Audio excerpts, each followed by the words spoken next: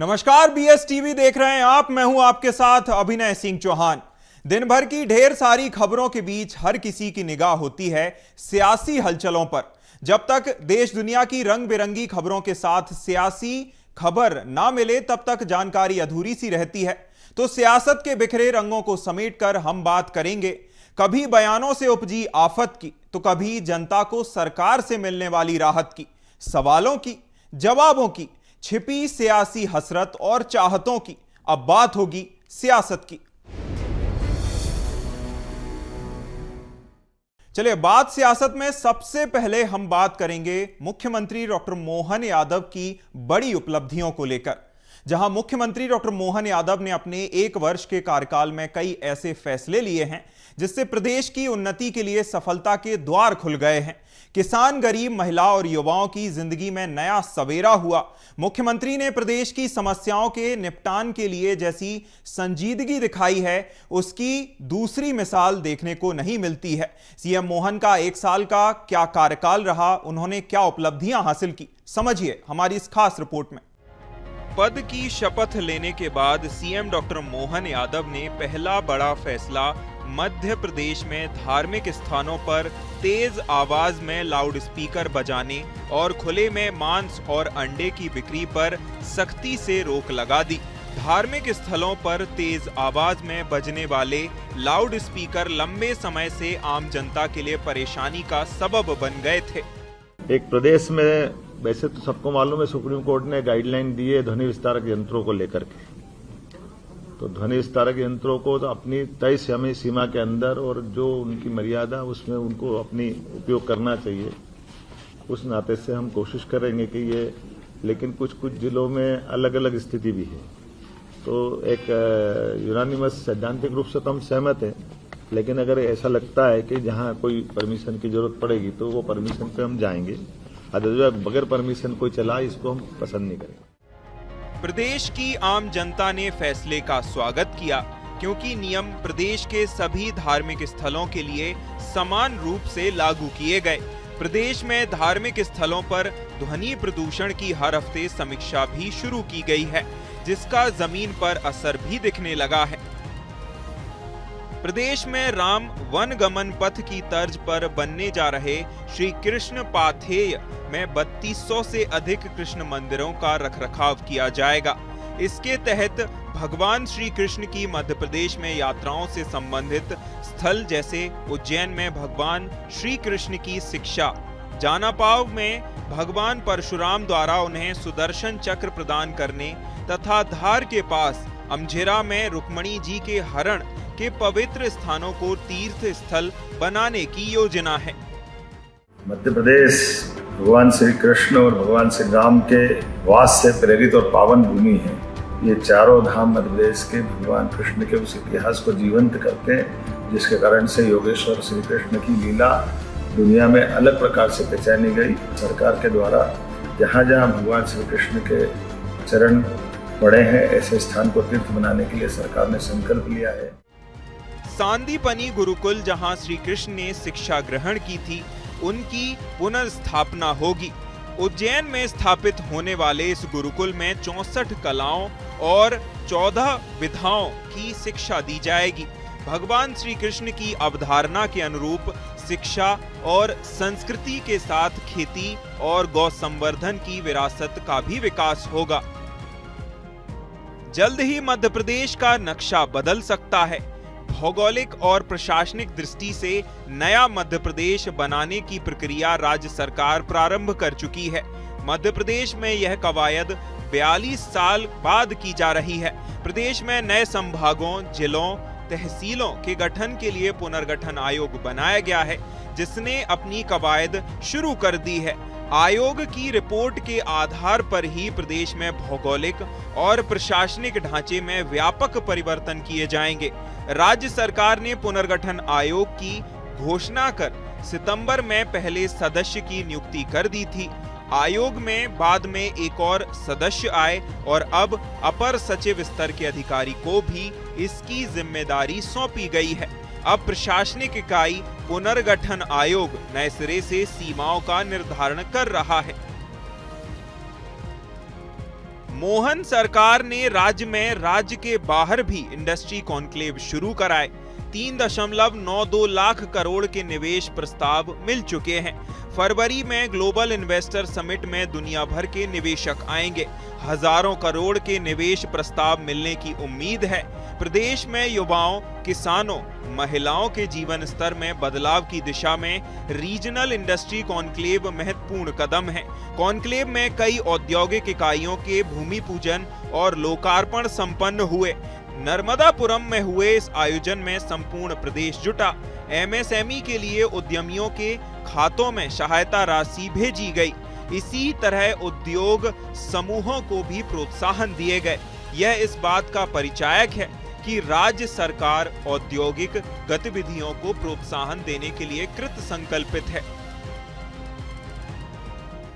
लंबे समय तक सूखे के दंश को झेलने वाले बुंदेलखंड अंचल के लिए बहुप्रतीक्षित केन बेतवा लिंक परियोजना अब बदलाव की वाहक बनने जा रही है। इस योजना से मध्य प्रदेश के 10 तो उत्तर प्रदेश के 4 जिलों को भी फायदा होगा। अब बुंदेलखंड सूखा नहीं रहेगा बल्कि हरा भरा होगा। पार्वती, काली सिंह, चंबल परियोजना, एमपीकेसी लिंक परियोजना पर समझौता हो गया। इसी के साथ ही पार्वती, काली सिंध, चंबल नदी जोड़ो परियोजना अभियान की भी शुरुआत की गई। मध्य प्रदेश से गुजरने वाली पार्वती, काली सिंध, चंबल को जोड़ने वाले प्रोजेक्ट की शुरुआत हुई। जयपुर में प्रधानमंत्री नरेंद्र मोदी की मौजूदगी में एमपी, राजस्थान और केंद्रीय जल शक्ति मंत्रालय के बीच त्रिस्तरीय एग्रीमेंट एमओयू हुआ। इस दौरान मुख्यमंत्री डॉक्टर मोहन यादव ने कहा, मैं अपनी ओर से, मध्य प्रदेश की ओर से सच मानो आप और हमारे सबके बीच आज का दिन ये बना है तो केवल माननीय मोदी साहब के, माननीय प्रधानमंत्री जी के आशीर्वाद के कारण से मौका आया है। 20 साल पुराना झगड़ा जल का लंबे समय तक हाई कोर्ट, सुप्रीम कोर्ट और राजस्थान और मध्य प्रदेश बिल्कुल लगे राज्य हैं, लेकिन 11 जिले मध्य प्रदेश के, हमारा चंबल का पूरा इलाका, वहां से लेके पश्चिमी मध्य प्रदेश तक, उधर राजस्थान के भी कई सारे जिले, दोनों जिलों के लिए ये आज की जल योजना की सौगात सच में आधुनिक भागीरथ की तरह माननीय प्रधानमंत्री जी का आशीर्वाद हमको मिल रहा है। पार्वती, काली सिंध, चंबल नदी जोड़ो अभियान से राजगढ़ जिले समेत पश्चिमी मध्य प्रदेश के 13 जिलों के 3217 गांवों को सिंचाई और पेयजल का लाभ मिलेगा। भोपाल, सीहोर और रायसेन के वन मंडलों से मिलकर बने रातापानी वन्यजीव अभयारण्य मध्य प्रदेश का 9वां टाइगर रिजर्व बन गया है। राज्य सरकार ने इसकी अधिसूचना जारी कर दी है। इससे पहले केंद्र सरकार ने शिवपुरी के माधव नेशनल पार्क को प्रदेश का 8वां टाइगर रिजर्व घोषित किया था। रातापानी और माधव नेशनल पार्क को टाइगर रिजर्व घोषित करने से पहले मध्य प्रदेश में 7 टाइगर रिजर्व हैं। ये टाइगर रिजर्व कान्हा, बांधवगढ़, पेंच, पन्ना, सतपुड़ा, संजय दुबरी, नौरादेही हैं। अब रातापानी और माधव नेशनल पार्क के टाइगर रिजर्व बनने से ये संख्या 9 हो गई है। 2026 तक प्रदेश में बाघों की संख्या 1100 के आसपास हो सकती है। इसका सर्वे रातापानी टाइगर रिजर्व से शुरू होगा। रातापानी में इस समय 12 से अधिक बाघिन शावकों के साथ मूवमेंट कर रही हैं। इनकी संख्या तकरीबन 30 है। मध्य प्रदेश सर्वाधिक सोयाबीन पैदा करने वाला राज्य रहा है। तब भी सोयाबीन की खरीदी समर्थन मूल्य पर नहीं होती थी। राज्य ने केंद्र से संवाद कर एमएसपी पर खरीदी का आग्रह किया, जिसे केंद्र ने सहमति प्रदान कर दी। प्रदेश के किसान न्यूनतम समर्थन मूल्य एमएसपी पर सोयाबीन की खरीदी का लंबे समय से इंतजार कर रहे थे। मोहन सरकार की इस पहल ने 25 साल बाद सोयाबीन को समर्थन मूल्य पर खरीदने का फैसला लिया, जिसका किसानों ने स्वागत किया। इसी खरीफ सीजन से खरीदी शुरू भी कर दी गई। मध्य प्रदेश के किसानों को इससे बड़ी राहत मिली। नर्मदा नदी खनन माफिया के लिए अड्डा बन गई थी। इन अवैध गतिविधियों पर मोहन सरकार ने सख्ती दिखाई, ड्रोन, सैटेलाइट इमेजनरी से नजर रखने के निर्देश दिए, अतिक्रमण चिन्हित करने की प्रक्रिया शुरू कराई। खोखली हो रही प्रदेश की जीवन रेखा नर्मदा को बचाने के लिए मोहन सरकार का यह बड़ा फैसला बेहद महत्वपूर्ण है। नदी की ड्रोन और सैटेलाइट इमेजरी से निगरानी होगी।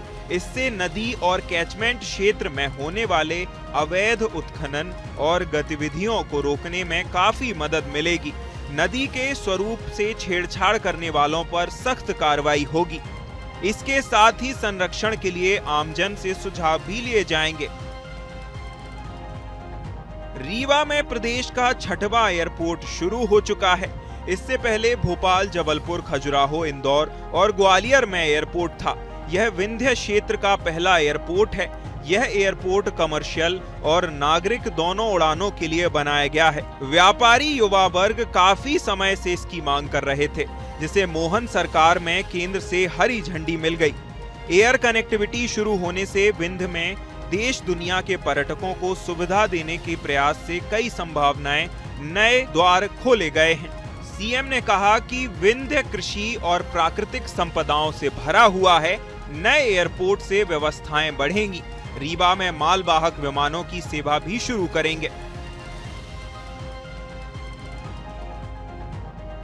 सीएम डॉक्टर मोहन यादव ने प्रदेश को एयर एम्बुलेंस की भी सौगात दी, जो गंभीर रूप से बीमार या घायल लोगों के लिए वरदान साबित हो रही है। बीमारी से पीड़ित मरीज को एयर एम्बुलेंस के द्वारा देश के किसी भी अन्य अस्पताल में भेजा जा सकता है। आयुष्मान कार्ड धारियों के लिए यह सेवा निशुल्क है। प्रदेश में कहीं भी सड़कों एवं औद्योगिक स्थलों पर होने वाले हादसों, प्राकृतिक आपदा में गंभीर पीड़ित घायल व्यक्ति को त्वरित उपचार के लिए हवाई परिवहन सुविधा उपलब्ध है। हृदय संबंधित और अन्य विभिन्न गंभीर बीमारियों जिसमें रोगी या पीड़ित को तत्काल इलाज की आवश्यकता हो, ऐसे में मरीजों को अच्छे और उच्चतम चिकित्सा संस्थानों में त्वरित उपचार के लिए हवाई परिवहन सुविधा उपलब्ध होती है। मध्य प्रदेश में मोहन सरकार की कैबिनेट बैठक में कई अहम निर्णय लिए गए। इसमें प्रदेश की महिलाओं, बेटियों और बहनों को आगे बढ़ाने और उनके विकास के लिए बड़ा फैसला लिया गया। ऐसे में सिविल सेवाओं में भी महिलाओं को 33% की जगह 35% पदों पर आरक्षण देने का एमपी सरकार का यह फैसला रहा। जहां सरकार का यह फैसला ऐतिहासिक माना जा रहा है, जिसे हर किसी ने सराहा। महिलाएं सभी जगह पुरुषों के साथ कंधे से कंधा मिलाकर आगे बढ़ रही हैं। मुख्यमंत्री डॉक्टर मोहन यादव न केवल सरकार चलाने में सफल साबित हुए, बल्कि राजनीतिक मोर्चे पर भी सफल रहे। 2024 के लोकसभा चुनाव में मध्य प्रदेश के मुख्यमंत्री डॉक्टर मोहन यादव ने उत्तर प्रदेश, बिहार तक रोड शो और प्रचार प्रसार किया, लेकिन मध्य प्रदेश में अपनी पकड़ ढीली नहीं होने दी। कांग्रेस के गढ़ में सेंध लगाकर मुख्यमंत्री डॉक्टर मोहन यादव ने इतिहास रच दिया। आजादी के बाद से पहली बार ऐसा मौका आया जब मध्य प्रदेश में सभी 29 सीटों पर भारतीय जनता पार्टी का परचम लहराया है। भाजपा ने सभी 29 लोकसभा सीटों पर जीत हासिल कर राजनीतिक पंडितों को हैरान कर दिया। कांग्रेस के देश में सबसे ज्यादा महत्वपूर्ण गढ़ों में शामिल रही छिंदवाड़ा सीट पर भी 26 साल बाद जीत दर्ज की। इससे पहले अमरवाड़ा विधानसभा उपचुनाव में जीत से मोहन यादव पार्टी में अपना कद पहले ही बता चुके हैं। चलिए अब बात करते हैं हिंदू राष्ट्र के बयानों को लेकर और बयानों के सियासी एंगल को लेकर। जहां हिंदू राष्ट्र और हिंदू मुस्लिम को लेकर बयानबाजी का इतिहास यूं तो पुराना रहा है, लेकिन समय समय पर आने वाले साधु संतों के बयान हिंदू राष्ट्र की चली आ रही मांग को लगातार बल देते हैं और सियासी गलियारों में भी खूब चर्चा के विषय बनते हैं। ऐसा ही एक बयान पुरी शंकराचार्य निश्चलानंद महाराज ने रायपुर में दिया। इसी के साथ ही जैन संत विनम्र सागर महाराज ने इंदौर में कथा के दौरान दिए बयान ने भी खूब सुर्खियां बटोरी। देखिए खास रिपोर्ट। हिंदू राष्ट्र की मांग राजनीतिक मुद्दा।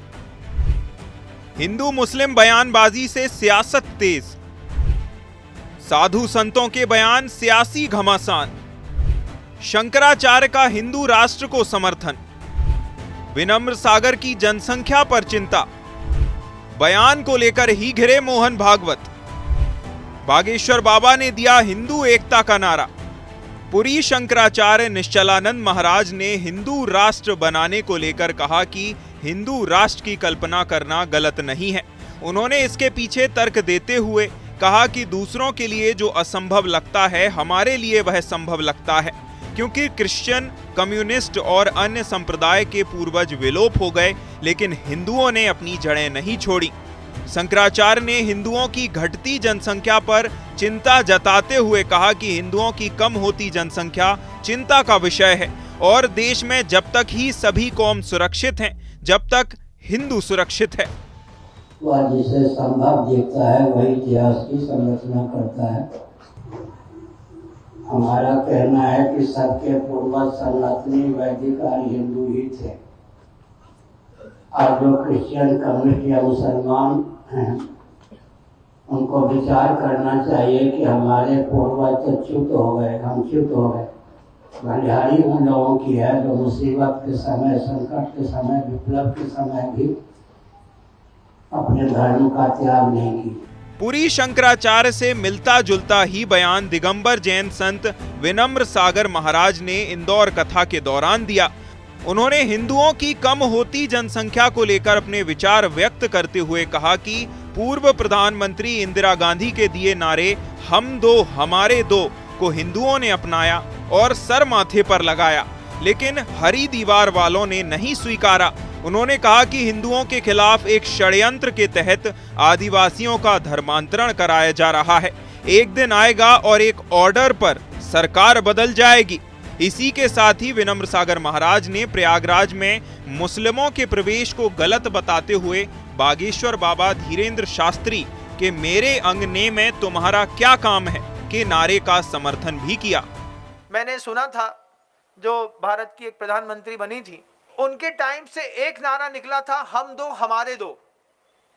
इसके पहले वो नारा नहीं निकला बंधुओं। इतिहास को थोड़ा टटोल के देखिएगा। सारे हिंदुओं ने इस बात को दिल से स्वीकार कर लिया, हम दो हमारे दो। हरी दीवार वालों ने स्वीकार नहीं किया। हिंदू राष्ट्र को लेकर राष्ट्रीय स्वयंसेवक संघ को भी केंद्रीय बिंदु में देखा जाता है, लेकिन आरएसएस के सरसंघ चालक मोहन भागवत के एक बयान ने जमकर सुर्खियां बटोरी और बयान को लेकर भागवत साधु संतों के जमकर निशाने पर भी रहे। उन्होंने राम मंदिर आंदोलन का जिक्र करते हुए कहा था कि ऐसी घटनाओं पर चिंता व्यक्त की जानी चाहिए। सुनिए क्या बोल गए आरएसएस प्रमुख। राम मंदिर झालं पाहिजे, होता है। राम मंदिर दो हिंदुओं के लिए एक आस्था का विषय था। हिंदुओं का विश्वास था कि राम मंदिर बनना ही चाहिए, लेकिन ऐसा हो जाने से कोई नेता नहीं बन जाता। हिंदू राष्ट्र को लेकर ध्वजवाहक के तौर पर उभरे बाबा बागेश्वर पंडित धीरेन्द्र कृष्ण शास्त्री लंबे समय से मांग उठाते आए हैं। 21 से 29 नवंबर तक 165 किलोमीटर की सनातन हिंदू एकता पदयात्रा निकालकर उन्होंने हिंदुओं को एकजुट करने के लिए जात पात की करो विदाई, हिंदू हिंदू भाई भाई का नारा दिया। उन्होंने कहा कि हम ना तो किसी के दबाव में आकर सुधरेंगे और हिंदू राष्ट्र बना कर रहेंगे। हमने प्रण कर लिया कि जब तक जिएंगे हम नहीं सुधरेंगे। हम हिंदू राष्ट्र बना करके ही मानेंगे। हम तो अपनी जिम्मेवारी निभा रहे, तुम्हारी जिम्मेवारी है। हम अपने लिए नहीं लड़ रहे, ना प्राण की बाजी लगाएं। बेटा हरो, तुम्हारी आने वाली पीढ़ी और बहन बेटियों को अगर सुरक्षित रखना है तो हिंदुओं को अब घर से बाहर निकलना पड़ेगा। हिंदू राष्ट्र की मांग को लेकर लगातार मांग उठती रहती है। ऐसे में बयान विवाद के साथ ही राजनीति की दिशा भी तय करते हैं। News desk BSTV। चलिए अब बात कर लेते हैं छत्तीसगढ़ की, जहां छत्तीसगढ़ में नक्सल आत्मसमर्पण नीति को लेकर खूब चर्चाएं हो रही हैं। इस नीति से नक्सल विचारधारा को समाप्त करने का प्रयास भी किया जा रहा है। नीति के तहत आत्मसमर्पण की नीति में कई बड़े बदलाव भी किए गए हैं, जिसको लेकर प्रदेश में विपक्ष पार्टी भी सवाल खड़े कर रही है। देखिए खास रिपोर्ट। हर महीने आत्मसमर्पित नक्सलियों को मिलेंगे 10,000। नक्सल प्रभावित क्षेत्रों में बनाए जाएंगे भवन। आत्मसमर्पित नक्सलियों को मिलेगा प्रशिक्षण। आत्मसमर्पित नक्सलियों को दी जा रही जमीन। आत्मसमर्पित नक्सलियों को दिया जाएगा पीएम आवास। आत्मसमर्पित नक्सलियों को मिलेगी उनके इनाम की राशि। सरेंडर नक्सलियों को सिखाए जाएंगे स्किल डेवलपमेंट। नक्सल पीड़ितों और प्रभावितों के लिए चलाई जा रही योजनाएं। नक्सलवाद से दूर रखने के लिए युवाओं को कराया जा रहा भ्रमण। छत्तीसगढ़ में नक्सलवाद एक बड़ी समस्या है जो दशकों से चली आ रही है। समस्या के समाधान के लिए सरकार हर स्तर पर प्रयास कर रही है और इसी कड़ी में आत्मसमर्पण की नीति को और भी ज्यादा मजबूत किया जा रहा है। प्रदेश के गृह मंत्री विजय शर्मा ने कहा कि नक्सल को समाप्त करने के लिए 2 विधाओं पर कार्य किया जा रहा है। पहला ऑपरेशन और दूसरा आत्मसमर्पण।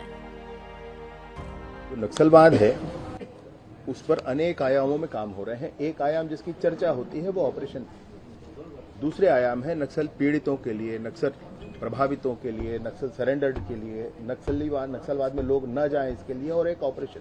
ये सारे ही आयाम।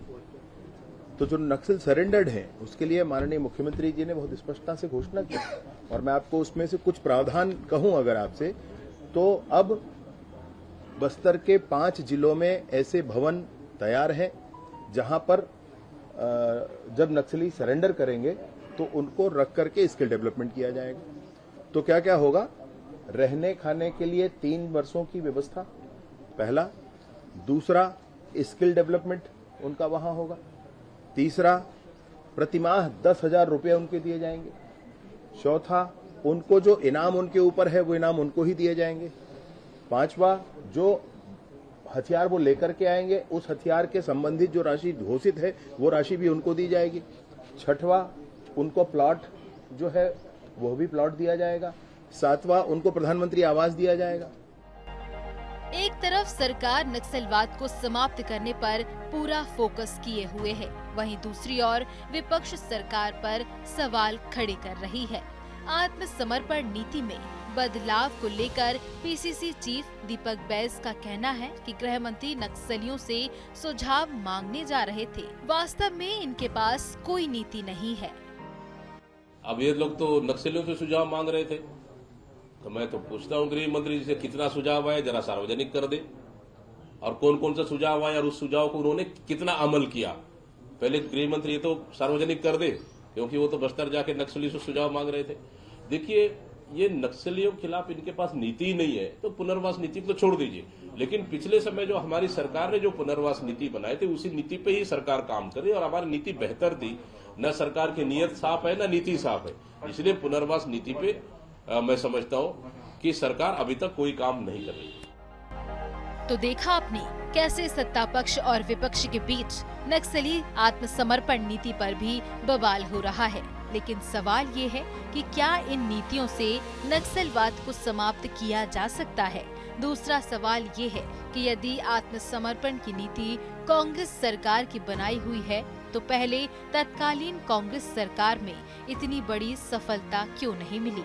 अब देखना होगा कि बीजेपी की नीतियों में नक्सलवाद का अंत कैसे होता है, क्योंकि 2026 तक नक्सलवाद के खत्म होने का दावा किया जा रहा है। BSTV के लिए रायपुर से अविनाश चंद्रवंशी की रिपोर्ट। चलिए, बात सियासत की मैं इतना ही, मुझे दीजिए इजाजत। नमस्कार।